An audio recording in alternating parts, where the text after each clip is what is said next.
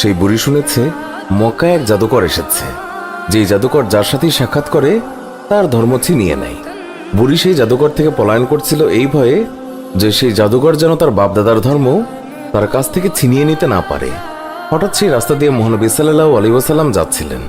বুড়ি মহানবী সাল্লাল্লাহু আলাইহি ওয়াসাল্লামকে দেখে বলল, বাবা, এই মালগুলি আমার মাথায় উঠিয়ে দিতে পারবে কি? মহানবী সাল্লাল্লাহু আলাইহি ওয়াসাল্লাম যখন মালগুলি তুলে দিতে গেলেন তখন তিনি দেখলেন মালগুলো খুবই ভারী, আর এত ভারী যা বুড়ি উঠাতেই পারবে না। তখন মহানবী সাল্লাল্লাহু আলাইহি ওয়াসাল্লাম তিনি বুড়িকে বললেন, এটার তো খুবই ওজন, আপনি যদি অনুমতি দেন আমি আপনার এই মালগুলি আপনি যেখানে বলেন সেখানে দিয়ে আসব। বুড়ি তো খুবই খুশি, সে খুশি মনে অনুমতি দিল। মহানবী সাল্লাল্লাহু আলাইহি ওয়াসাল্লাম সকল মালপত্র নিজের মাথার উপর তুললেন আর বুড়ির সাথে পথ চলতে লাগলেন। আর বুড়ি পুরো রাস্তায় ওই জাদুকরকে বকা দিতে দিতে গেলেন।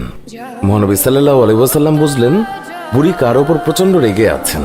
তাই মহানবী সাল্লাল্লাহু আলাইহি ওয়াসাল্লাম বুড়িকে প্রশ্ন করেন, মক্কা ছেড়ে কেন যাচ্ছেন?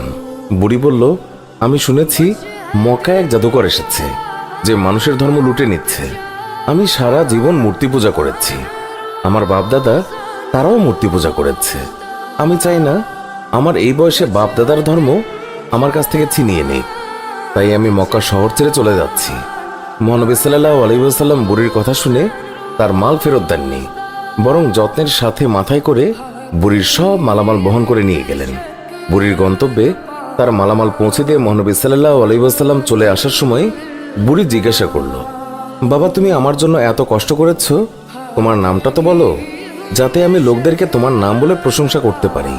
আমি মক্কা থেকে এক জাদুকরের ভয়ে পালিয়ে এসেছি, সাথে আমি মানুষের কাছে এও যেন বলতে পারি যেই মক্কায় জাদুকর আছে সেই মক্কায় তোমার মতো উঁচু মনের নওজওয়ানও আছে, উদার পরোপকারী যুবকও আছে। আমি তাদের কাছে তোমার নাম বলে বলে প্রশংসা করব। বুড়ির কথা শুনে মহানবী সাল্লাল্লাহু আলাইহি ওয়াসাল্লাম হেসে দিলেন আর বললেন, যেই জাদুকরের ভয়ে আপনি মক্কা ছেড়ে এসেছেন সেই জাদুকর আপনার সামনে দাঁড়িয়ে আছে। বুড়ি বলল, সত্যি সত্যি আপনি মুহাম্মদ?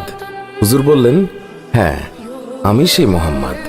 তখন বুড়ি বলল, তাহলে আপনার জাদু আমার উপর ক্রিয়া করে ফেলেছে। সুবহানাল্লাহ, আপনি আর দেরি করবেন না, আমাকে পাক কালেমা পড়িয়ে দিন, লা ইলাহা ইল্লাল্লাহু মুহাম্মাদুর রাসূলুল্লাহ।